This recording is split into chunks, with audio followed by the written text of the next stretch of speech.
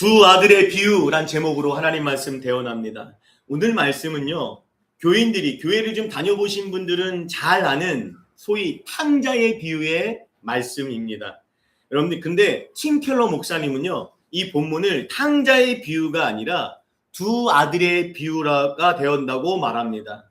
왜 그러냐면 예수님께서 말씀하신 이 비유의 대상이 있잖아요. 이 대상은 세리와 죄인들, 오늘 본문을 보면 동생, 둘째 아들이죠. 세리와 죄인들 뿐만이 아니라, 그게 이제 탕자로 이제 비유가 되는 거고, 그뿐만이 아니라는 거죠. 팀켈러 목사님은 뭐라고 말하죠? 그들을 정죄하던, 그쵸? 세리와 죄인들은 오늘 15장 1절 2절에서 나오잖아요. 그들을 정죄하던 바리새인들과 서기관들, 오늘 본문을 비유로 말하면 마다들이 되겠죠. 그 마다들을 대상으로 하는 비유의 말씀이기 때문에 탕자의 비유가 아니라 두 아들의 비유가 되어야 된다고 말한다는 거예요. 여러분, 저도 전적으로 동의합니다. 누가복음 15장에서 바리새인과 서기관들은 세리와 죄인들을 받아들이셨잖아요. 예수님께서 그들을 받아들이시고 그들과 함께 식사를 하셨어요. 유대인들은요, 밥을 먹는다는 건 우리 그냥 밥 한 끼 먹는 거지만 그들에게는 작은 예배와 같고 가족의 일원으로 받아들인다라는 거거든요. 그러니까 그런 세리와 죄인들과 식사하신 예수님을 바리새인과 서기관들이 비난했습니다. 그러자 예수님께서 세 개의 비유의 말씀을 주셨잖아요. 첫 번째 비유는 뭡니까? 양 100마리 중에 잃어버린 한 마리를 찾아다니는 목자의 비유. 두 번째 비유는 우리가 나누지 않았지만 10드라크마 중에 집 안에서 한 여인이, 집 아닙니다, 집 안에서 10드라크마 중에서 한 드라크마를 잃어버린 여인이 찾는 비유인데, 이 드라크마는 화폐단입니다. 헬라의 단어, 헬라 문화의 화폐단이고 로마의 화폐단위는 데나리온 들어보셨죠? 데나리온. 이 1드라크마나 1데나리온은 같은 값어치예요. 값어치가 어느 정도 되냐면 성인 남자 하루 품삯이에요. 오늘만 일당이죠. 일당. 요즘 일당에 25만 원 된다고 해요. 예, 그 정도 되는 가격이죠.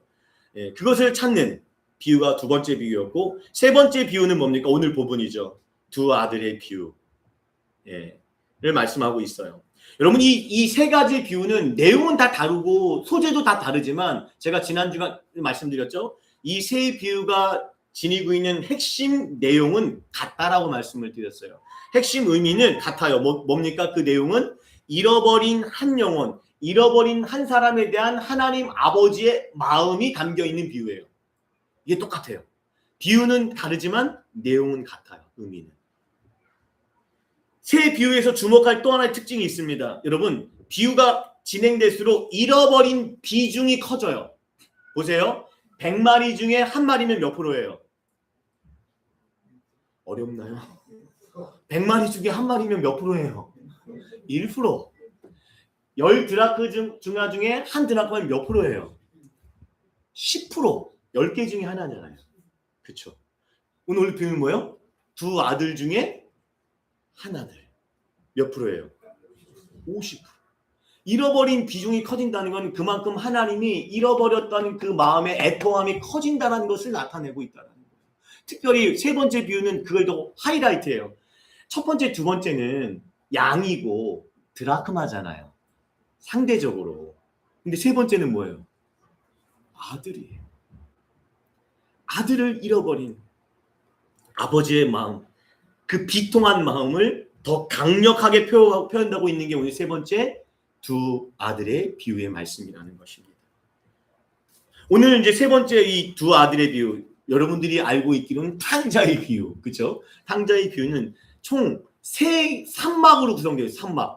영국으로 말하면 1막, 2막, 3막으로 이렇게 딱, 우리 연극 옛날에 해보셨죠? 어렸을 때 커튼이 쫙 쳤다가 1막 쫙 쳤다가 2막 쫙 쳤다가 이런 개념으로 이렇게 진행이 되는데, 3막으로 성되어 있어요. 1막은 뭡니까? 둘째 아들의 타락과 비참함.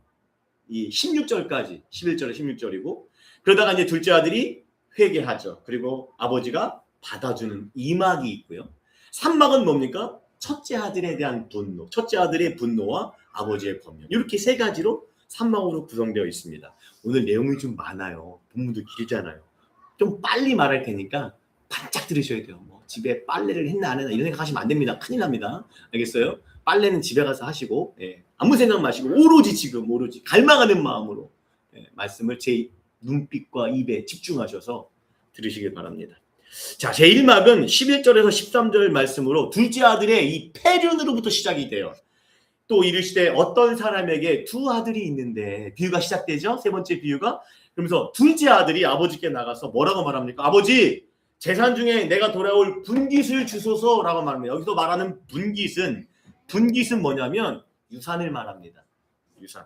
근데 보통 유대 율법상 여러분 유산은 어떻게 분배되냐면 첫째가 두 몫을 갖고 둘째는 나머지를 가져요. 그러니까 3분의 1을 달라는 거예요. 아버지 유산 3분의 1을 달라고 그렇죠? 말하는데 여러분 아시다시피 유산은 언제 받을 수 있어요? 이거는 그렇죠? 유산은 돌아가셔야 받을 수 있어요. 살아계실 때 주는 건 뭐죠? 증여. 네. 세금 용어입니다. 증여.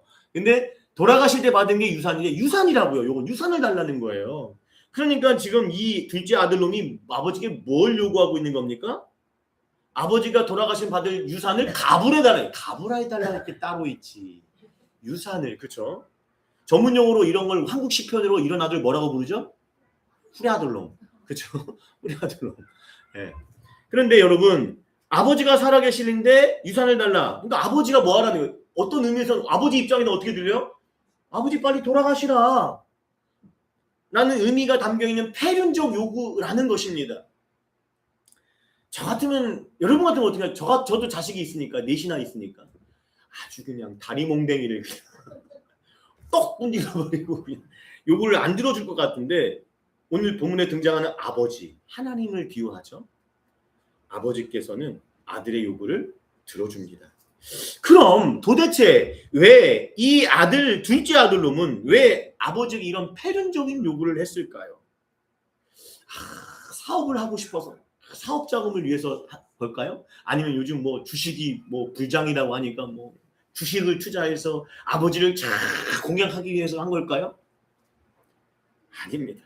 둘째 아들의 의도를 13절을 보면 알 수가 있어요. 여러분 아버지가 유산을 나눠줬잖아요. 그러자 그가 어떻게 액션합니까? 반응합니까?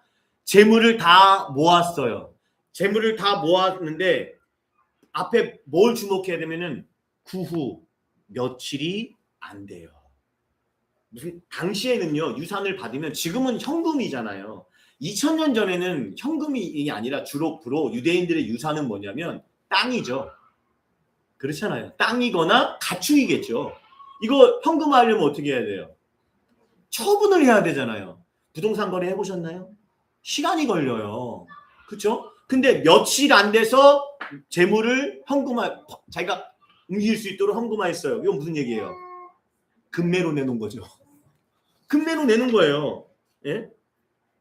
왜 그랬을까요? 왜 이렇게 금매는 제값을 받지 못할 거예요. 제값을 받지 못하더라도 뭐 한 거예요? 이제 그러니까 돈보다 더 큰 목적이 있다는 거네요. 지금 금매로 저 같은 금매로 안 돼요. 제가 시간이 걸리더라도 제가 받아야죠. 근데 그러지 않고 지금 빨리 금매로 정리해서 며칠 안 돼서 떠났단 말이에요. 근데 뭡니까? 그 다음 구절에 뭐랍니까? 어디로? 먼 나라로 떠났어요. 그러니까 지금 이 아들놈이 둘째 아들이 이런 폐륜적인 유산을 달라는 아버지가 멀쩡히 살아계시는데 유산을 달라는 폐륜적인 요구를 한 이유는 그 파고 들어가 보니까 뭐예요? 아버지를 하루라도 빨리 떠나고 싶은 거예요. 그렇지 않아요? 그러지 않고서야 며칠도 안 돼서 그 돈이 중요했으면 돈이 자체가 목적이었으면 그죠? 제값 받고 있다가 떠났을 텐데 싫은 거 빨리 이 집을 벗어나고 싶은 거예요. 빨리 아버지를 떠나고 싶은 거예요. 그래서 유산을 금매로 정리하고 그것도 어디로 갔어요? 먼 나라. 여기 먼 나라는 이방 나라입니다. 여러분 유대인들은요. 전통적으로 유대인들이 받은 땅 본토죠. 유대 땅. 그건 누구한테 받았어요? 또 가스레인지 생각하셨나요? 지금 집에? 빨래 생각하시나요? 누구한테 하나님께 받았잖아요. 출애굽기, 레위기, 민수기가 그거잖아요. 하나님께로 받은 가나안 땅 그거 살고 있잖아. 유대 땅이. 그러니까 본토를 떠나지 않아. 약속의 땅을 받은 땅이기 때문에 본토를 떠나지 않아요. 여행은 갈 수 있어도 여행도 잘 가지 않아요. 이방 땅이 부정하다고 생각하기 때문에. 근데 지금 이 유대인일 거 아닙니까? 이 사람들은 지금 이 사람들이 뭐 한 거예요? 이 아들이 먼 나라로 갔다라는 것은 실질적으로 뭐 한 거예요? 아버지와 뭐 하는 거예요? 절연. 오늘날로 말하면 호적한 거예요. 지가 스스로. 아버지 더 이상 안 봐요. 하고 떠나버린 거예요. 절연. 그러니까 이방 가까운 데 갈 수도 있잖아요. 예루살렘에 있었으면 저기 갈릴리로 갈 수도 있을 거고. 근데 어디로 갔어요? 이방 나라로 아예 떠나버렸어요. 끊어버린 거예요. 여러분 본문에 딱 이 상황이에요. 이 상황이 오늘 우리가 창세기 3장에 나오는 선악과 사건의 본질적 의미와 정확하게 일치합니다. 오늘 이 사건 지금 우리가 알아봤던 이 내용이 사건이요. 여러분 아담과 하와가 선악과를 따먹은 이유가 뭐예요? 배고파서. 가끔 그런 청년이 있어요. 배고프지 않았을까요? 그네들이 배고파서 따먹었어요? 아니에요. 여러분 하나님께서 아담과 하와에게 모든 걸 다 주셨어요. 뭐만 금하셨어요? 동상 중앙에 선악을 알게 하는 열매만 금하셨지 심지어 못 가주셨어요. 생명나무까지 영생의 나무 열매까지 다 주셨어요. 영생까지 주셨는데 음식을 안 주셨겠어요? 배고파서 따먹은 게 아니에요. 여러분 아담과 하와가 선악과를 따먹은 이유는 배고파서가 아니라 여러분 보세요. 뱀이 유혹할 때 말을 기억해 보시면 돼요. 뱀이 아담과 하와를 유혹할 때 뭔 얘기를 들었어요? 너희가 하나님과 같이 될까 하여 먹지 말라 한 것이라고 들었어요. 그 말을 듣고 분명히 하나님은 먹지 말라는 하나님 말씀에 불순종해서 선악과를 따먹었어요. 그건 무슨 얘기예요? 어떤 그의 선악과를 먹은 행동이 뭐가 담겨 있어요? 내가 하나님이 되고자 하는 거잖아요. 내 삶에서 하나님을 제거시키는 거예요. 내 삶에서 하나님이 통치하는 삶을 제거시키고 내가 주인 되고 내가 하나님이 되는 거. 하나님을 떠나고 싶었던 거예요. 선악과의 본질은 여기에 있어요. 오늘 뭐예요? 둘째 아들의 본질과 똑같아요. 아버지를 떠나고 싶어요. 아버지를 한마디로 자신이 주인 되는 삶을 살아가야 하나님 말씀대로 살 필요가 없잖아요. 뭐 내가 아까 광고할 때 그처럼 이웃을 지나치지 마세요. 힘들어 죽겠는데 날도 더워 죽겠는데 싫잖아요. 말씀대로 여러분들은 괜찮으세요? 날도 더운데 내 마음대로 살고 싶은 거잖아요. 내가 주인인데 내가 하나님인데 그래서 하나님을 떠난 거예요. 여러분 이것이 가능했던 이유가 무엇이었습니까? 아담과 하와가 이것이 가능했던 이유가 뭡니까? 하나님께서 인간에게 뭘 주셨기 때문이에요. 자유의지를 주셨잖아요. 모든 피조물들은 인간을 제외한 모든 피조물들에게는 하나님을 경외하고 하나님의 순종하는 할 수 있도록 창조하셨어요. 모든 피조물이 그렇게 창조하셨어요. 하나님의 뜻에 순종하고 하나님을 예배하고 경배하는 그렇게 창조하셨거든요. 근데 누구만이 하나님의 형상으로 지음받은 인간만이 하나님의 말씀 앞에 순종할 것인지 불순종할 것인지를 선택할 수 있는 자유의지를 주셨어요. 왜 그러셨을까요? 여러분 그러니까 이 자유의지가 있기 때문에 뭐가 어떤 일까지 가능해요? 불순종할 수 있잖아요. 지옥에 가는 불순종까지 내가 선택할 수 있다라는 거죠. 저 같으면은 안 줬을 것 같아요. 저 같으면 제가 하나님이었다면은 아담과 하와에게 절대 자유의지도 안 주고 뻔한 거 저것들 뻔한데 둘째 아들은 다리 몽둥이 불러뜨려 이거 주산 달라고 죽을래? 안 줬을 것 같다고요.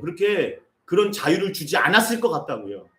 아버지가 아들을 얼마나 잘 알겠어요. 이거 줘봤자 이놈 자식 뭐한 뻔히 아는데 안 줬을 것 같아요.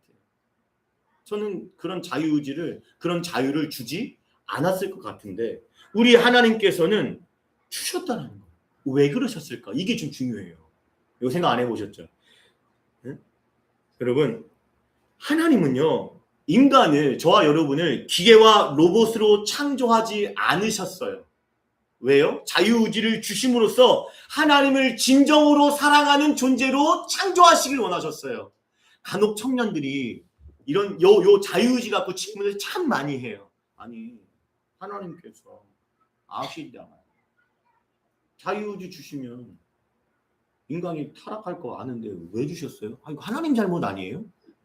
돌직구로 막 날려요. 청년들은 따지듯이 공격을 해요. 근데 하나만 알고 둘은 모르죠. 여러분, 하나님 아까는 자유 왜 주셨다고요? 하나님을 진심으로 진정으로 사랑할 수 있는 관계를 원하셨기 때문에 그렇게 인간을 창조하신 거예요. 왜 그렇습니까? 여러분, 참된 사랑은요, 잘 들으세요. 참된 사랑은 사랑하지 않을 자유가 있을 때 참사랑이 참사랑 되는 거 아닙니까? 못 알아들으시고 사랑 안 해보셨어요? 사랑하지 않을 자유가 내게 있는 상태에서 저 사람을 사랑해야 진짜 사랑인 거잖아요. 예를 들어볼까요? 고민형이 고민형이 있어요. 누르면 I love you, I love you 그거 아세요? 그 기계. 여러분 누르면 I love you, I love you 그 들을 때마다 얘가 나를 I love you 한대. 감격하시는 분 있어요? 왜요? 기계잖아요. 그냥 얘 이렇게 설계됐어요. 얘 누르면 I love you가 나와야 돼요. 하나님은 우리를 그런 기계로 창조하고 싶지 않으셨던 거예요. 진짜 사랑하지 않을 자유를 주시고 그리고 나서 진짜 사랑해야 되잖아요. 그때 사랑은 진짜 사랑인 거잖아요. 누가 뭐래도 어떤 상황에서도 오늘 사랑이 주제예요. 사실은요. 어떤 상황에서도 하나님을 사랑할 수 있는 거잖아요. 몸이 아프다고 사랑하지 않고 돈이 없다고 사랑하지 않고 제가 나를 힘들다고 해서 사랑하지 않고 그거 아니잖아요. 진짜 사랑은 그냥 그 어떤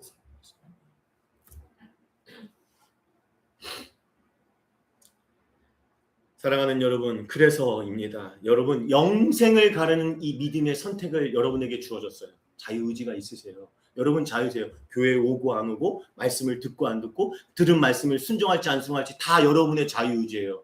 그렇잖아요. 제가 어떻게 해요? 저는 길만 안대할 뿐이지. 그 영생을 가르는 믿음의 선택 앞에서 하나님을 진실로 사랑해서 그분의 말씀에 순종하며 살아가는 믿음의 결단 가운데 살아가기를 주님의 이름으로 간절히 축원드립니다. 아멘. 여러분 본문의 탕자는 그렇게 아버지를 떠나기를 원했어요. 그리고 아버지와 절연이란 뜻으로 어디로 갔어요? 자, 어디로 갔어요? 아버지의 집. 비유로 말하면 아버지의 집은 어디예요? 하나님 나라잖아요. 아버지의 집 하나님 나라에서 어디로? 먼 나라, 세상 나라로 떠났어요. 떠나려고 유산을 달라고 하는 거예요. 유산 자체 뭐가 있어요? 아버지 죽어라. 아버지 없어도 된다 이거잖아요. 요구했던 겁니다. 그리고 그 유산을 요구하며 떠난 또 하나의 중요한 목적이 하나 더 있어요. 여기 말하면 하나님을 떠나려고 했다. 여기서 끝나면 반만 하시는 거예요. 또 하나의 중요한 목적이 있어. 이 탕자에 13절에 나옵니다. 13절. 자, 아버지를 떠나서 먼 나라로 갔어. 뭐 했습니까? 예배했습니까? 기도했습니까? 금식했어요? 뭐 했어요? 허랑방탕하게 살았어요. 이게 목적이에요. 하나님을 떠난 결정적인 목적이 뭡니까? 허랑방탕한 삶.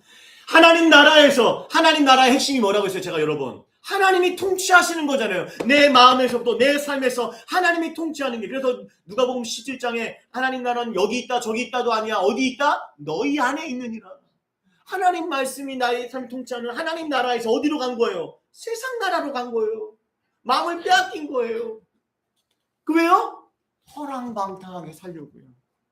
아버지 집에서 하나님 나라에서 함께하는 삶은 결코 허랑방탕, 내 마음대로, 내 욕심대로, 내 뜻대로 살 수 없습니다. 그렇죠?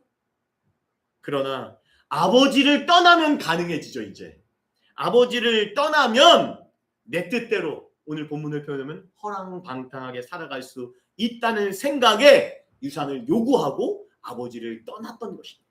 아버지와 절연하고 떠난 것입니다. 그런데 여러분 본문에 예수님께 사용하신 이 허랑방탕이라는 원어를 좀 주목할 필요가 있어요. 원어 헬라어 제가 준비해봤거든요. 이 허랑방탕이 아소토스라는 단어예요. 이게 합성어 두 단어가 합성어됐는데 아라는 부정, not 아니다 이란 뜻이거든요. 아가 헬라어로 아가. 근데 뒤에 뭐가 붙어요? 소조. 이게 뭐예요? 구원받지 못한, 그러니까 구원받을 수 없는 상태로 가는 것, 또 파멸을 향해 치닫는 것, 이게 뭐예요? 허랑방탕이라고요. 그러니까 내 삶을 하나님 아버지를 떠나서 파괴적인 삶의 방식으로 이끌어가는 삶이 뭐라고요? 허랑방탕한 삶이라는 거예요. 파멸시키는 거.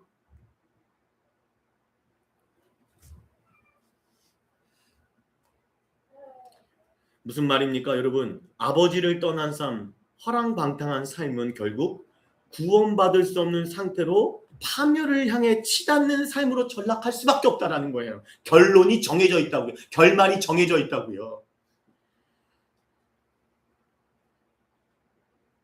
당장은 좋죠. 얼마나 좋습니까? 내 마음대로. 돈도 있겠다.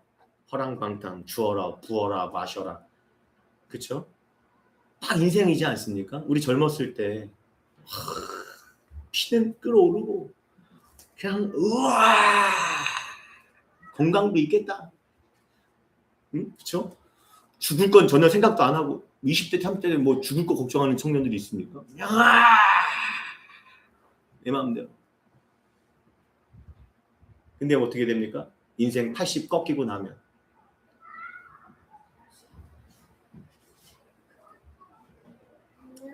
처음에는 좋아요. 그러나 마치 뭐와 같아요? 추락하는 비행기에 살아가는 인생 같아요. 그렇죠? 그게 허랑방탕이라는 것입니다. 그렇게 아버지를 떠나 먼 나라로 가서 허랑방탕. 한마디로 말하면 성경적으로 하면 내 뜻대로 내 욕심대로 살아간 탕자의 삶의 결말은 어땠을까요? 행복했을까요? 13절 하반절에 뭐가 시작돼요? 낭비가 시작돼요. 이제 낭비가 시작되면서 결국 14절 16절의 결말이 나옵니다. 뭐예요? 결국엔 다 없앤 후에. 다 없앤 후에. 무슨 말입니까? 여러분 완전히 소진되어서 이젠 자신의 힘과 자원이 완전히 바닥난 상태예요. 이제 일어설 수가 없어요. 그런데 설상가상으로 뭐가 찾아와요? 다 없앤 후에 자기가 간 그 나라에 이방 나라에 뭐가 있어요? 흉년까지. 이런 건 뭐예요? 설상가상. 그렇죠? 그렇죠? 설상가상으로 흉년이 들읍니다. 그래서 그가 뭐예요? 비로소 궁핍한지라. 궁핍한지라. 이 궁핍이라는 단어가 다는 의미는 뭐냐면 그러니까 하나님을 떠난 죄의 결과로 영육이 완전히 피폐해진 거예요. 완전히 뭐예요? 파산된 상태. 이게 궁핍이에요. 영육이 다. 그 상태에서 탕자가 할 수 있는 게 뭘까요? 뭘까요? 봅시다. 가서 어디로 갑니까? 그 나라 세상 사람에게 가요. 도움을 요청하는 거겠죠. 근데 그 사람이 뭐요? 부처산이. 이 부처산이가 뭐냐면 헬라어를 직역하면 계약서를 쓰고 종이 된 거예요. 세상의 종, 죄의 종이로 전락해버린다. 그러니까 이제 그 세상이 뭘 시킵니까? 이 탕자를요, 이 둘째 아들에게 그를 들로 보내요. 어디로? 뭘 시켜요? 돼지를 치게 합니다. 여러분 유대인들에게 돼지는 어떤 동물이에요? 부정한 동물. 부정한 삶이 시작돼요. 부정한 인생이 돼. 부정한 존재가 돼버려요. 돼지를 치게 하는데 근데 여러분 더 심각한 게 뭡니까? 16절 그가 돼지를 먹는 지엄 열매. 이게 뭐냐면 돼지 사료예요. 당시 돼지 사료 사람 돼지 사료. 이걸로 얼마나 배가 고파서 이걸 먹고자 했는데 주는 자가 없는데 뭡니까? 이걸 돼지 사료 누구 겁니까? 그 나라 주인, 돼지 주인 거죠. 안 주는 거예요. 그것조차도 안 주는 거예요. 여러분 뱀이 사단이 아담과 하와를 속일 때 거짓말로 달콤하게 속이잖아요. 하나님과 죽지 않는다. 하나님과 너 죽지 않아. 달콤하게 거짓말합니다. 그 결과는 어떻게 돼요? 죽잖아요. 아담이 어떤 일을 더 겪어요? 자신의 아들들이 고륙상쟁을 겪어버려요. 사단은요, 세상은요, 죄는요, 대가가 처절합니다. 주는 자가 없죠. 이쯤 되면 이제 뭡니까? 이 상황은 어떤 상황입니까? 이제 죽을 일만 남은 거예요. 그렇잖아요. 안 그래요? 죽을 날 죽을 일만 남았잖아요. 뭐가 남았어요, 이제? 돼지 사료도 못 먹는데, 지금.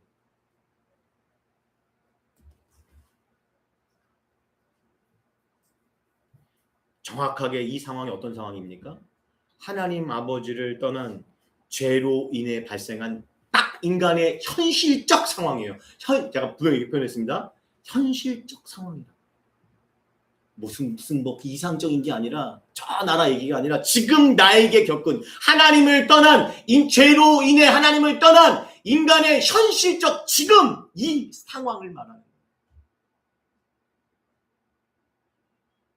쥐염 열매, 돼지 살아도 먹을 수 없는 이 상황. 이제 죽을 일만 남은 하나님을 떠난 사람의 현실적 상황. 그렇게 1막이 끝나요. 그리고 2막이 시작되는데요. 2막의 시작은 이제 어떻게 시작됩니까? 자, 17절부터 2막이 시작되는데 이제 뭐 어떤 다 무너져 죽을 일만 남은 탕자에게 뭐가 시작돼요? 회복의 씨앗이 움트기 시작해요. 근데 끝났거든요. 사망 선고 끝났는데 여기서 희망. 죽어야 살아나듯이 죽을 자리까지 내려가니까 이제 뭐예요? 희망, 회복의 희망이 싹트기 시작하는데요. 17절 이에 스스로 돌이켜. 여러분 이걸 원문을 직역하면요. 자신에게 돌아오다라는 뜻이거든요. 이게 헬라적 관용적 표현이에요. 헬라어잖아요. 이게 지금 원문은요. 이게 무슨 얘기냐면 제정신을 차리다는 뜻이에요. 이게 관용어가 뭔지 알죠? 귀 먹었어? 귀 먹었어가 관용적 표현이 귀가 먹었다는 얘기가 아니라 잘 못 알아듣는 관용적 표현인 것처럼 스스로 돌이켜 헬라어 원어의 관용적 표현은 뭐예요? 제정신이 돌아왔다는 거예요. 무슨 얘기입니까? 이런 거죠. 우리말로 표현하면 굳이 말하면 노름에 미쳐 살다가 뭐 하는 거예요? 정신이 돌아온 거예요. 탕자가 세상에 미쳐 살다가 이제 제정신이 돌아온 거예요. 언제 되니까? 죽을 때 되니까. 지금 그 상황을 말씀하고 있는 거예요. 이렇게 제정신이 돌아오니까 다음 나타나는 형상 넥스트. 그 다음이 뭡니까? 그 다음에 누구를 생각해요? 아버지를 생각해요. 내 아버지에게는 양식이 풍부한 품꾼이 얼마나 많은가. 나는 여기서 줄여주는구나. 제정신이 돌아오니까 두 가지가 나타나요. 첫 번째 아버지를 생각하고요. 두 번째는 뭐예요? 나는 여기서 내 현실을 직시하게 돼요. 여러분 이게 지금 회개의 정확한 단계예요. 여러분 세상에 미쳐 살 때는요. 아버지 생각했을까요? 안 했을까요? 안 했어요. 같이 살아도 아버지가 보는 이거였는데 우리 살아봐서 알잖아. 네? 자식이 아니라 왼수. 남편이 아니라 왼수. 심각해지시네요. 농담이었는데. 자, 여하튼 뭐합니까? 같이 있어도 세상에 미쳐 있다 보니까 아버지를 생각하지 않고 살다가 이제 내가 죽을 때가 되니까 내 상황을 내가 추려 죽는구나 하니까 뭐합니까? 제정신이 돌아오면서 뭘 생각해요? 이제서야 아버지를 생각하면서 내 현실을, 내 주제를 파악하고 있는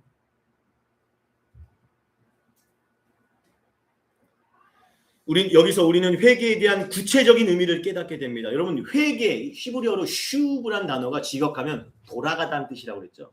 회개라는 건 뭐냐면 내가 세상을 향해 걸어가다가 뭐 하는 거예요? 턴오버. 돌아서 아버지께로 하는 게 슈브예요. 이게 성경만은 회개거든요.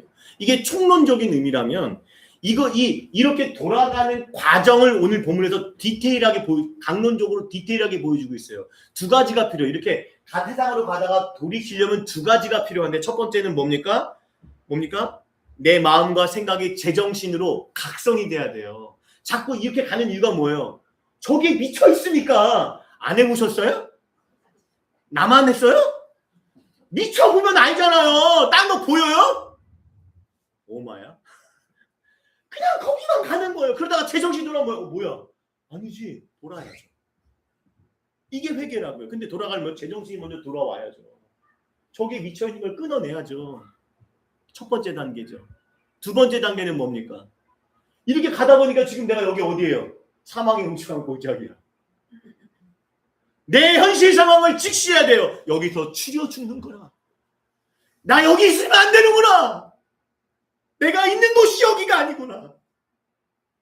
자신의 현실 상황을 직시합니다. 아버지를 떠나 살았던 죄로 인해 내가 지금 어떤 상황에 처해 있는 영적인 각성이 필요해요. 죄의 삭신 사망이구나. 지옥의 멸망의 문이 지금 내 앞에 있구나. 이걸 인지할 때 어떻게 돼요? 턴오버, 회개, 아버지께로 돌이키는 거죠. 그런 삶으로 나아갈 수 있다는 것을 잊지 마시길 바랍니다. 여전히 세상에 여러분 그러면서 여러분 우리 주의할 건 여전히 세상에 미쳐 살면서 세상의 것으로 가득 차 있으면서 내가 어떤 상황인지 지금 이런 죄 가운데 사는 것이 어떤 상황인지도 전혀 인식하지 않고 막연히 여러분 이렇게 하죠. 한탕하듯이 그냥 눈물 쫙 뽑아보고 콧물 쫙 뽑아내서 기도 올라가면 그런 거 하잖아요. 붙여가면서 막 분위기 막 만들어서 한탕하듯이 눈물 콧물 흘려서 회개하듯이 회개한다고 해서 그게 회개가 아니라고요. 회개는요, 그게 회개가 이루어진 것이 아니라 어떻게 해요? 오늘 마음과 생각이 먼저 뭐예요? 돌이켜줘야 돼요. 그러면서 18절에 뭐라고 말합니까? 내가 아버지께 일어나 아버지께 가서 이르기를 아버지와 내가 하늘과 죄를 지었사오니, 그러면서 19절 지금부터는 아버지의 아들이라 일꾼을 감당하지 못하겠나이다. 그죠? 여러 미사오고들을 만들고 있죠 지금 회개에. 그러면서 중요한 얘기를 하죠. 나를 품꾼의 하나로 보소서. 우리가 주목할 단어가 이거예요. 보소서. 여러분 12절에 보면요, 이 탕자가 아버지에게 뭐라고 말인 줄 아세요? 12절 기억나세요? 아버지여 재산 중에 내게 돌아올 분깃을 유산을 주소서. 보소서 반대말이에요. 무슨 말입니까? 여러분 12절에서는 유산을 주소서, 이런 후리아들놈, 그쵸? 뻔뻔한 권리를 주장했다면 이제 뭐예요? 나의 하나의 품꾼의 하나로 보소서. 자신의 모든 권리를 포기하고 있죠. 하나님을 떠난 이 자세가, 주소서에서 보소서로의 변화가 하나님 앞에 회개하는 우리의 마음의 태도라는 거예요. 무슨 말입니까? 십자가의 은혜 앞에 우리가 설 때에 우리의 회개의 중요한 마음가짐은요, 뭐겠어요? 주소서가 아니고 보소서예요. 하나님, 주님, 저는 자격 없는 자입니다. 이거 아닙니까? 주소서! 내가 회개 기도했는데 무슨 커피 자판기입니까, 회개가? 내가 기도하면 자동적으로 커피 나오듯이 회개가 이루어져야 돼. 그렇게 하시더라고요. 그렇게 여기세요. 나 어제 회개했다고. 그리고 뭐 어쩌라고요? 회개했으니까 하나님 용서해 주신 거 자기가 그렇게 여겨요. 셀프 사면인가요? 요즘 대통령도 그렇게 한다더만. 셀프 사면인가요? 내가 회개했으니까 하나님 회개 용서해 줬을 거야. 엄마야? 주소서 뭐가 달라요? 회개 그렇게 하는 거 아니에요. 보소서. 십자가 앞에서 나는 자격 없는 자. 나를 내려놓는 거. 내 권리, 내 자격, 내 의, 내가 목사? 뭔 상관이에요? 그 무슨 의미가 있어요? 교인이 수천 명? 무슨 의미가 있어요? 그냥 십자가 앞에서는 뭐예요? 나는 자격 없는 죄.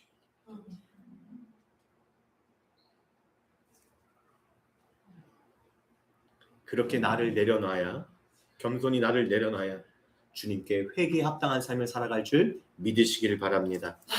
자, 17, 19절에서 보면 이제 제정신이 돌아온 탕자는 이제 주소서에서 주장했던, 아버지 앞에 주소서, 자신의 권리를 주장했던 삶에서 품꾼의 하나로 보소서, 나는 자격 없는 자라는 회개의 마음을 고백합니다. 자, 그러면 이거 보세요. 중요해요. 지금 하나하나가 다 중요해요. 이거 보셔야 돼요. 자, 그다음 더 중요한 거 있습니다. 나갑니다. 그럼 끝난 건가요, 회개가? 은혜 받았잖아요, 지금. 그럼 끝난 거네? 아니에요. 여러분, 끝나지 않았어요. 여기까지 와도 여기서도 끝난 게 아니에요, 회개는. 어디서 끝납니까? 여기서 가장 중요한 단계가 남아 있어요. 20절. 중요한 단계. 회개 마지막 중요한 단계 뭡니까? 일어나는 거예요. 일어나!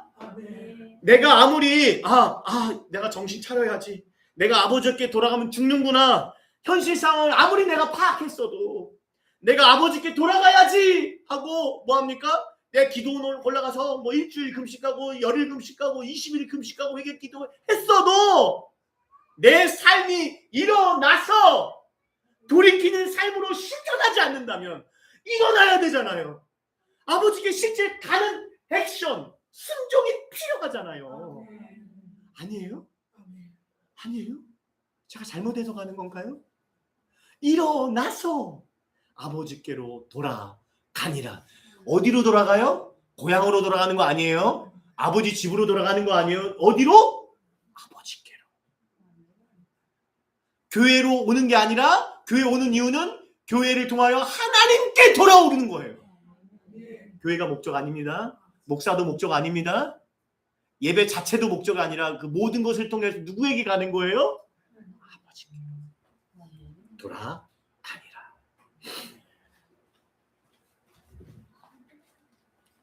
여러분, 예수님을 믿는다고, 예수님을 따르겠다고 100번 고백해도요, 실제로 예수님 말씀, 이 말씀 기억하셔야 돼요.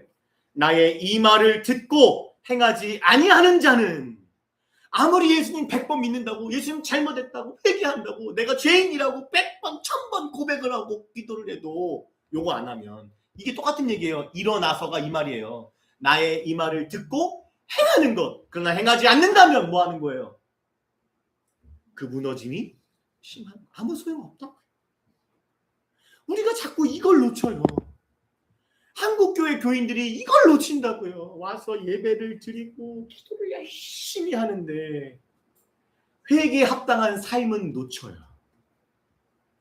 그렇게 살아가는 삶을 놓치지 않아요? 여기서 한탕하듯이 기도하면 뭐 할 거예요? 여기서 기도원 가서 한탕하듯이 기도하면 뭐 할 거고, 금식을 40일 하면 뭐 할 거예요? 여전히 삶은 똑같다면, 일어나지 않는다면, 주님의 말씀을 듣기는 들어도 지키지 않는다면 그게 회개입니까? 아버지 앞에 돌아가는 걸까요? 그렇지 않다. 일어나서 곧 주님의 말씀을 들었다면 지켜 행하는, 그것이 반석 위에 집을 지은 믿음의 결단이라는 사실을 믿으며 살아가시길 주님의 이름으로 간절히 축원드립니다. 아멘. 자, 이제 그렇게 탕자가 돌아가요. 돌아간데 아직도 거리가 먼데, 자, 탕자가 먼저 봐요, 아버지가 먼저 봐요? 아버지가 먼저 봤다는 얘기는 뭐예요? 여기서도 의미가 있잖아요. 아버지가 먼저 봤다는 얘기는 뭐예요? 저 같으면요, 문 열어주지 마 이씨. 그럴 것 같은데 아버지가 먼저 봤어요. 무슨 얘기예요? 이마이와 여기죠. 측은히 기다렸다는 거죠. 기다리지 않고 어떻게 먼저 볼 수 있어요? 우연인가요? 그렇게 해석하는 게 아니죠. 먼저, 거리가 먼데 아버지는 아들이 떠난 그 순간부터 단 한 번도 아들을 안 기다려본 적이 없어요. 그래서 측은히 여겨. 측은히 여기가 뭡니까? 스플랑크 니스테라는 단어가 우리말로 직역할게요. 애간장이 녹는 거. 이거 아세요? 애간장이 녹아 보셨나요, 요즘? 기사님, 두 분 연애하실 때 애간장 좀 녹아 보셨나요? 보고 싶어갖고. 너무 보고 싶은 거예요. 막 헤어지기 너무 아파. 아버지 마음이 그렇다고요. 이거 웃을 게 아니에요. 아버지 마음이요, 지금 아버지를 떠난 한 영혼을 향해 아버지가 애간장이 녹는 고통 가운데, 아픔 가운데 그리워하고. 그러니까 먼저 보니까 어떻게 돼요? 그런 마음이가 뭐예요? 저기 보이지도 않는데 뭐예요? 아들이다! 하고 뭐합니까? 달려가요. 유대인들은 달려가는 걸 수치로 여겼어요. 우리나라도 옛날 양반 시대 때 양반은 뭐예요? 군자는 천천히 뛰면 뭐예요? 어서 채통 없이. 저 어렸을 때 그게 들었어요. 또 부목사 때 들었어요. 담임 목사는 뛰면 안 된대요. 왜지? 그거였어요. 그 율법적인, 전통적인. 아버지가 근데 뭐예요? 뛰어요. 수치 상관 필요 없어요. 지금 아들이 오는데, 애간장이 녹는 상태에 아들 오는데 뛰어가서 뭐합니까? 아들이 준비된 멘트를, 아버지 하늘과 이거 하기 전에 뭐예요? 뭐 있어요? 없어요. 멘트 없어요. 지금 준비된 멘트 나오기 전에 뭐예요? 안 와요. 입을 맞추니 이거 뭐예요? 반복적인.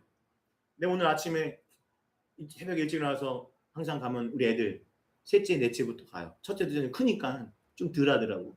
셋째 넷째부터 가서 봐요. 그럼 자는 모습이 예술이에요. 그냥 뽀뽀를 하는데 한 번은 성이 안 차. 두 번, 세 번, 네 번, 다섯 번. 우리 셋째 딸은 잘 때만 뽀뽀할 수 있습니다. 제가 계속 그거 너무 기쁜 거예요. 사랑스러운 거예요. 지금 이 아버지가 막 뽀뽀를 그냥 막 도배를. 그 뜻이에요. 이게 한글로 하니까 이게 감이 안 사는 거예요. 원어에는 그냥 막 여러분 데럴복이라는 신학자는요. 제가 누가복음 참고하는 학자인데 이 부분을 어떻게 해석하냐면 유대 율법적으로 보면 이 탕자는요 패륜을 저지른 거잖아요. 그럼 뭐요? 돌에 맞아야 돼. 그리고 너는 우리와 관계가 없어. 말이 딱 들어오는 순간 돌을 던지고 너는 우리와 관계가 없어. 라고 뭐합니까? 선언을 하는 것. 이걸 케자자라고 하거든요. 유대인들 율법으로는. 넌 우리와 관계없어! 하고 돌을 던지면서 관계를 딱 끊어버리는 이게 율법이에요. 그러니까 지금 소문이 다 났을 거 아니에요. 야야 거기 김진사 때 둘째 아들 그놈의 새끼 그거 유산 달라고 했대. 그놈의 새끼 그거 갖고 이방으로 떠났대. 그럼 뭐예요? 돌아오기만 해봐라. 율법이 있으니까 돌을 들었을 거예요. 마을 사람들이. 그러니까 뭐 한 거예요? 아버지가 돌 맞기 전에 달려가서 안아버리면 어떻게 돼요? 돌 던져요? 못 던져요? 못 던져죠. 아내 은혜의 방패가 되기 위해 아들을 달려가 안아줬다라고 해석을 하는데 전적으로 동의합니다. 이러한 아버지의 은혜가 다시 한번 경험하게 되잖아요. 아버지가 나를 환대하는 거예요. 그러면서 21절에 이제 뭐합니까? 준비된 멘트 있잖아요. 그 아들이 이르되 아버지 내가 하늘과 아버지께 죄를 지었사오니 죄를 고백해요. 지금부터는 아버지 아들을 감당하지 못하겠습니다. 하고 잘 보세요. 하나 그 다음 멘트 또 뭐 있죠? 또 아까 보소서 아버지의 이제는 아버지의 아들이 아니라 품꾼으로 보소서 하는데 그 멘트가 나가는데 하나 나가려는데 뭐합니까? 아버지가 탁 끊어버려요. 회개 야 그만해 끊어. 어디로 가요? 은혜가 아버지가 다시 한번 그 품꾼 멘트 있잖아요. 준비된 보소서 품꾼 멘트를 하려는데 아버지의 은혜가 또다시 먼저 움직여요. 아까도 아들이 먼저 회개해서 아는 거 아니죠? 아버지의 은혜가 먼저 앞섰죠? 여기서도 회개가 나가는데 끊고 그냥 끝나기도 전에 아버지의 은혜가 또 앞섰는데 어떻게 나갑니까? 품꾼으로 보소서. 이거 뭐예요? 내가 지금 죄졌으니까 이래서 갚겠습니다. 이거 율법주의죠. 이거보다 뭐가 먼저 나갔어요? 은혜가 나가잖아. 이게 복음이에요. 이게 복음이라고. 이게 우리를 살린 복음이라고요. 우리가 뭘 해서 아들이 된 게 아니고 속죄를 받은 게 아니라 은혜가 앞서는 거예요. 이게 복음이라고요. 하나님의 은혜가 전적인 하나님의 은혜가 먼저 앞섰어요. 그래서 어떻게 했어요? 아버지가 종들에게 이르되 뭐예요? 세 가지를 합니다. 야, 제일 좋은 옷을 입혀라. 두 번째 뭡니까? 가락지를 띄워라. 세 번째는 뭐예요? 신을 신기라. 당시의 노예는요 신발 맨발로 다녔어요. 이건 뭐예요? 완벽한 아들로서의 완벽한 신분 회복을 의미합니다. 그것을 어디에? 자신의 가정에 그리고 돌을 던지려 했던 이 마을에 공식적으로 선포하고 있는 거예요. 얘는 이제 내 아들 회복됐어. 건들지 마. 이거예요. 세 가지. 자 보세요. 뭐가 먼저 나갔어요? 아버지의 은혜가. 품꾼으로 보소서. 그래 생각 좀 해보자. 저 같으면 그럴 것 같은데 한 달 있다 보자. 그자 안 그랬어요. 우리 주님, 우리 아버지 하나님은요, 우리가 어떠한 죄인이라도 어떠한 상황에 있을지라도 우리를 십자가의 은혜 앞에 안아주시고 당신의 자녀로 회복시켜 주신다는 사실을 잊지 마시길 바랍니다. 여러분, 그래서 이제 뭐합니까? 아버지가 뭐합니까? 거기서 끝나잖아요. 뭐요? 잔치를 베풀어요. 모든 비유가 잔치가 나오잖아요. 첫 번째 비유도 두 번째, 세 번째 잔치가 나오는데 내 아들이 죽었다가 다시 살아났다. 여기서 죽었다라는 것은 비유의 말씀이잖아요. 이게 지금요. 영적인 상태를 말해요. 영적으로 완전히 살았으나 죽은 상태. 그러니까 여러분 시체죠. 예수님을 믿지 않은 상태가 딱 영적으로 시체 같은 거예요. 시체는 스스로 살아날 수가 없어요. 생각해보세요. 시체한테 자, 너 일어나서 기도하면 내가 살려줄게. 말이 돼요? 그래서 뭐가 필요한 거예요? 요한복음 3장 16절. 하나님이 우리를 이처럼 사랑하사 뭐 하셨어요? 독생자를 주시는 선제적인 은혜가 있어야 사는 영적으로 우리가 다시 일어날 수 있다는 사실을 믿으시길 바랍니다. 자, 그렇게 해서 이제 뭐요? 해피엔딩. 끝날 줄 알았는데 뭐요? 이제 2막이 끝나고 3막으로 들어갑니다. 3막 25절부터 어떤 일이 벌어집니까? 맏아들이 등장을 해요. 이제 근데 이 마다들에 대해서 뭐라고 표현하면 마다들은 밭에 있다가 돌아와. 이게 뭐예요? 반복이에요. 그러니까 이 마다들은 뭐 한 거예요? 계속 매일같이 아버지의 집에서 열심히 밭을 일구고 아버지 일을 도우며 일을 해왔어요. 집에 가까이 왔는데 집에 풍악이 울리는 거예요. 그래서 뭐 하는 거예요? 마다들이 종을 무슨 일이야? 물어보니까 종이 말합니다. 27절. 대답하되 당신의 동생이 돌아왔으며 당신의 아버지가 그를 위하여 살찐 송아지를 잡아 잔치를 베푸니. 여기서 주목한 단어가 뭡니까? 당신의 동생이, 당신의 아버지가. 이거 무슨 얘기입니까? 당신이 누구예요? 너잖아요. 마다들. 당신의 동생이, 당신의 아버지가 돌아왔다는 표현을 알 수 있는 게 뭐예요? 당신도 이 잔치에 함께 기뻐해야 된다. 굳이 당신의 동생이래잖아요. 놈의 동생도 아니고 네 동생도 아니고 옆집 동생도 아니고 당신의 동생이다. 당신의 아버지가 하셨다. 뭐 하라는 거예요? 그러니 당신도 함께 이 잔치에 기뻐해야 된다는 의미가 담겨 있습니다. 그런데 마다들이 어떻게 반응합니까? 28절. 그러나 그가 뭐예요? 분노합니다. 그 잔치에 들어가고자 않아요. 여기 잔치는 구국적으로 뭐예요? 천국잔치인데 들어가보자. 아버지가 나와서 권함. 이 권한대가 반복이에요. 이것도 한 번만 야 들어와 싫어 말어 이게 아니라 계속 권하는 거예요. 그러니까 이제 뭐요? 마다들이 아버지 앞에 항변을 합니다. 말은 이게 중요해요. 내가 여러 해 동안 아버지를 섬겨 어김이 없거늘 내게 염소 새끼라도 주어 나와 내 벗으로 질기게 하신 일이 없었다라고 말씀합니다. 그러면서 뭐라 말합니까? 아버지의 살림을 창녀들과 삼켜버린 내 동생이라고 말하지 않아요? 아버지의 아들이라고 말합니다. 자기와 상관이 없어요. 아버지의 아들이 돌아오매 이 살찐 송아지를 잡으셨나이다. 그러자 31절 32절에 아버지가 말합니다. 아버지가 얘야 이게 데크난 이게 뭐냐면 애칭이에요. 사랑하는 내 아이야 내 자녀야 애칭이에요. 지금 아버지는 누구도 사랑하고 있는 거예요? 마다들도 사랑하고 있어요. 얘야 너는 나와 항상 함께 있으니 내 것이다 내 것. 그렇죠. 장자잖아요. 두 몫이에요. 그렇죠? 그러면서 뭐라고 말합니까? 교정을 해주죠. 아버지의 이 아들이 아니다. 뭐 누구라는 거예요? 내 동생이다.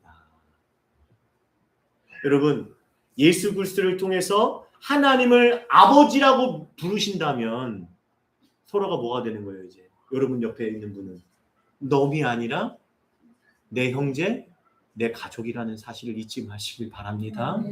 그냥 아버지만 아버지라고 부르고 지옥 갈까봐 그러지 마세요. 아버지라고 부른다면 이웃은 놈이 아니라 이웃 내 가족이라는 거예요. 주님께 사랑하신 신실한교회 공동체 여러분, 오늘 말씀에 나오는 아버지 하나님이시죠. 이 하나님에게는 두 부류의 아들들이 있었습니다. 두 부류의 아들이 있었어요. 첫 번째 부류는 어떤 아들입니까? 진짜 탕자 같은 노골적으로 아버지께 반항하고 떠나버린 이 진짜 대책 없는 이 꼴통 같은 탕자 같은 그렇죠? 이런 부류의 아들이 있어요. 그렇죠? 오늘 탕자처럼요. 유산을 달라질 않나. 그렇죠? 또 한 아들은 어떤 아들입니까? 아버지 곁에 머물면서 아버지의 명을 지켰지만 오히려 그것이 뭐가 됐어요? 자신의 의가 됐어요. 의가 되어서 마음으로부터 몸은 아버지 곁에 있지만 뭐부터? 마음으로부터 떠난 아들이 부류가 있었어요. 예수님도 그런 이스라엘을 향해 뭐라고 이사야 선지자 예언을 통해서 말을 통해 인용한 말씀하시죠. 뭐라고 말씀하십니까? 이사야가 너희 외식하는 자 바리새인의 서기관들이에요. 지금 뭐라고 말합니까? 이 백성이 입술로는 나를 공경해요. 마다들처럼 율법 지키고 아버지 곁에 있어요. 지금은 교회 잘 다녀요. 그런데 뭐예요? 마음으로부터는 아버지를 떠난 사람.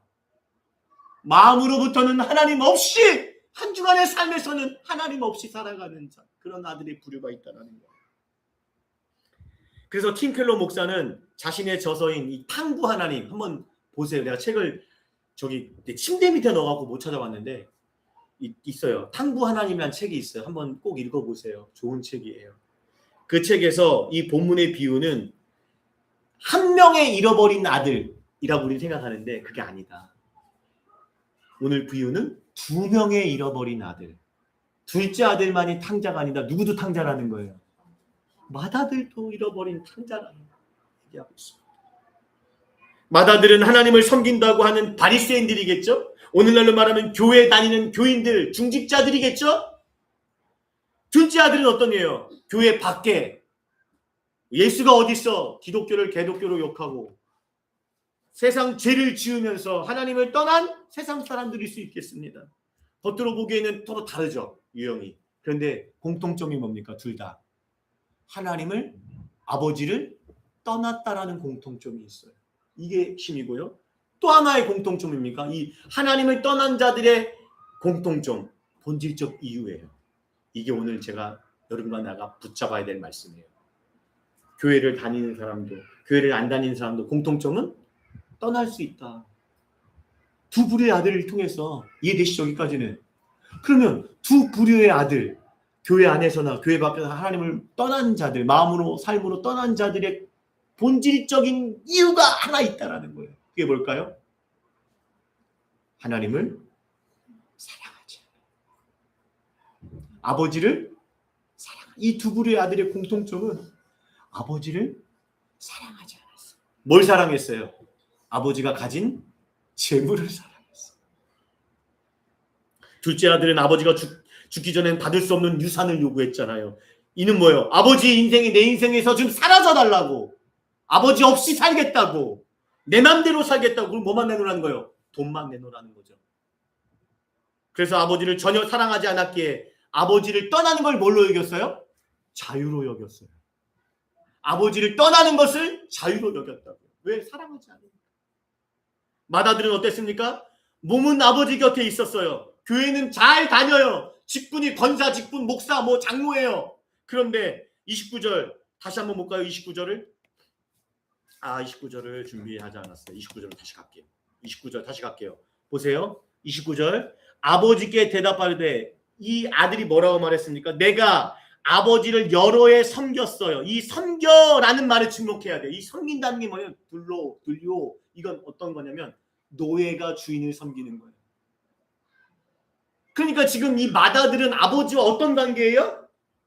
아버지와 이 사람에게 나오는 아버지는 아빠가 아니라 고용주, 아버지와 자녀의 관계가 아니라 고용주와 피고용인의 관계로 인식하고 있는 거예요. 그러니까 뭐예요? 그러니까 그 다음 말이 나오죠. 염소 새끼 한 마리를 내게 주지 않았다. 무슨 얘기입니까? 염소 새끼 한 마리 안 줬다고 뭐 하는 거예요? 항변하는 거예요. 그러면서 뭐라는 거예요? 내가 섬겼으니까. 지금으로 말하면 내가 예배 드렸잖아요. 내가 헌금 많이 했잖아요. 내가 봉사 많이 했잖아요. 그러니까 나에게 염소 축복을 주셔야 되는 거 아니냐고. 내게 아파트 주셔야 되는 거 아니냐고. 내게 좋은 직장 주셔야 되는 거 아니냐고. 나에게 보상해줘야 될 고용주로 딱 그렇잖아요. 회사에서 딱 그렇잖아요. 직장생활 해보셨잖아요. 내가 일 열심히 해줬는데 보상해줘야지. 월급으로, 보너스로. 지금 삼성 그 사람들 그러는 거 아니에요? 고용주예요. 고용주. 아빠가 아니라. 결국 맏아들도 둘째 아들도 아버지를 사랑한 것이 아니라 아버지의 재산을 사랑했습니다. 여기까지 어제 저녁 밤 10시까지의 묵상이었어요. 그리고 이제 결론을 지어야 되는데 결론이 안 떠오르는 거예요. 그러다 오늘 새벽에 결론 말씀 묵상하는데 한 사람이 떠올랐어요. 누구냐면 다윗이었어요. 다윗이 시편 128편, 시편 18편에 보면 이렇게 말합니다. 다윗이요, 나의 힘이신 여호와여, 내가 주님을 사랑합니다. 이 주님을 사랑한다는 고백. 그러니까 다윗의 살아가는 힘의 근원은요, 왕권도 아니었고 다른 자신을 쫓는 사람들의 군사들도 아니었어요. 뭐였어요? 자신의 살아가는 힘은 주님 여호와 하나님께 있었고, 자신은요 어떤 삶을 살았어요? 하나님을 사랑하는 삶. 이 고백이 언제 이루어졌어요? 자기가 잘 될 때가 아니에요. 일이 문제가 해결될 때가 아니라 사울에게 쫓길 때, 어려움과 고난에 있을 때, 잘 될 때나 못 될 때나 내 삶의 평생에서 다윗은 무엇을 고백하고 살았어요? 내가 주님을 사랑하고 입의 고백 가운데 사랑합니다. 그래서 다윗이 뭐라고 말해요? 주님만이 나의 반석이라고, 나의 요새라고, 나의 피할 바위라고, 나의 방패라고, 나의 구원의 뿌리고 나의 산성이라고. 이게 무슨 얘기일까요? 이게 무슨, 다윗은 그걸 깨달은 거예요. 내가 어떠한 상황에 있을지라도 내가 돌아가야 할 곳은, 내가 있어야 할 곳은 내가 그토록 사랑하는 하나님이라는 거예요. 그러니까 내 하나님만 내 요새고 방패고 구원의 뿌리고 내 피할 바위라는 거잖아요.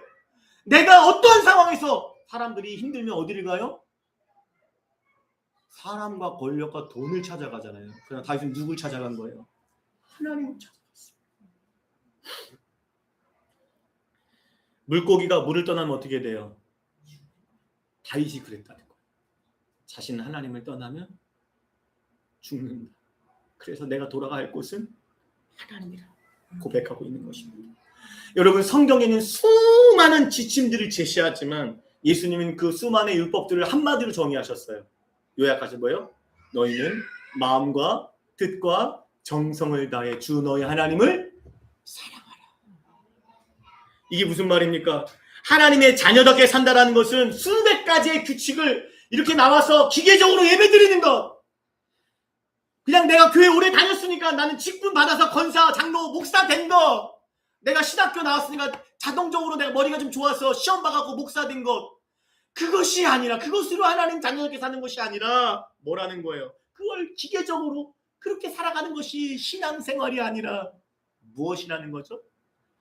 마음과 뜻과 정성을 다해 하나님을 사랑하면서 살아가는 것이 하나님 자녀 삶의 본질이라고 말씀하고 계십니다. 하나님을 사랑하지 않는 것, 하나님을 사랑하지 않는 모든 종교에 아무리 예배를 100번 드리세요, 아무리 내가 금식을 한들, 바리새인들이 일주일에 2번씩 움직였어요.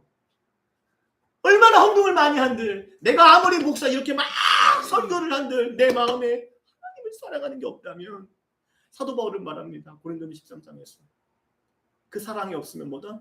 울리는 꽹과리라. 제가 얼마 전에 누가복음 14장 25절 35절 말씀, 부담스럽지만 제자도의 말씀을 함께 나눴잖아요. 제가 그 제자도 말씀 나누면서 제게 가장 우선되는 내 삶에, 지금 제가 올해 49이니까 49년 동안 살아오면서 내 모태신앙이기도 하니까 49년의 신앙생활이 되겠죠. 가장 우선되는 기도 제목을 찾았어요. 이게 뭔지 아세요? 저와 여러분을 위한 가장 우선되는 기도 제목. 제가 요즘 그렇게 기도해요. 제가 우리 신실한교회 식구들이 예수님을 가장 사랑하는 제자들 되게 해주시옵소서. 저 이 기도밖에 안 해요. 여러분, 디모데후서 3장에 보면요, 말세의 특징이 나타나요. 말세의 어려운 때가 오는데 특징이 뭡니까? 가장 먼저 나타나는 특징이 뭐예요? 자신을 사랑해.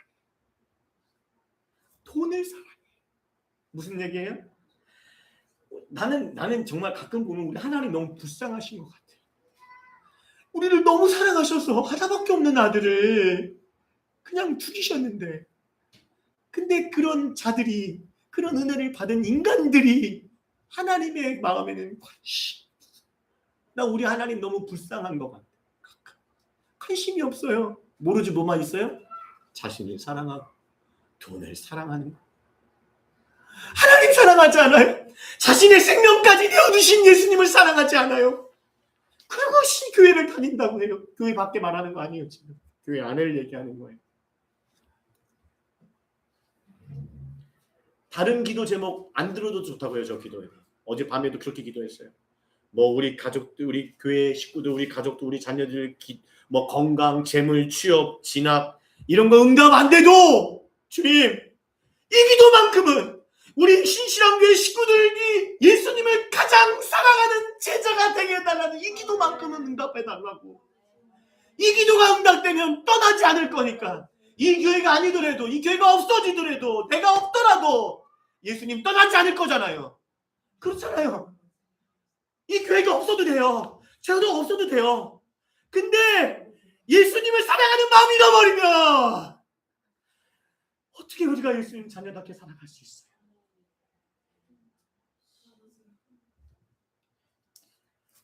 세 개의 비유 중에요. 첫 번째, 두 번째 비유는요. 결말이 닫혀 있어요. 그래서 찾아서 잔치를 베풀었더라. 이게 결말이 닫혔거든요. 세 번째 비유, 오늘 비유는 결말이 열려 있어요. 무슨 말입니까? 첫 번째 두 번이 해피엔딩으로 끝나는데 세 번째 비유는 결말이 열려 있다는 얘기는, 자 보세요. 둘째 아들이 아버지의 사랑을 깨달았잖아요. 그쵸? 그전에는 몰랐는데 자유의지를 통해서 떠나봤더니 아버지의 사랑이 그 이제 둘째 아들 어떻게 살아야 될까요? 그 결말이 열려 있다고요. 맏아들도 마찬가지예요. 끝까지 맏아들에게 권해서 함께 기뻐하자. 이러면 안 된다. 계속 권하는 걸로 끝났잖아요. 그럼 아버지의 은혜와 사랑을 맏아들이 깨달았다면 이제 맏아들은 어떻게 살아가야 될까요? 뿐만입니까? 하나밖에 없는 아들을 저와 여러분을 위해서 십자가에 죽이셨어요. 그래서 저와 여러분을 하나님의 자녀로 삼으셨어요. 그럼 끝이에요? 결말이 열려 있다고요. 이제 우리 어떻게 살아가야 합니까? 하나님을 어떻게 대해야 됩니까? 예수님을 어떻게 대하는 제자로 살아가야 됩니까? 좀 힘들다고 십자가를 지라는 그 말에 힘들어서 예수님 떠날 거예요? 예수님 사랑 실천하는 그게 너무 부담됐어. 주님 떠나실 거예요? 아니면 자신의 생명보다 사랑하시는 예수님, 나도 가장 사랑하는 삶으로 그러한 삶을 살아가시겠습니까? 그 결말은, 그 선택은 여러분들의 몫입니다. 기도하겠습니다.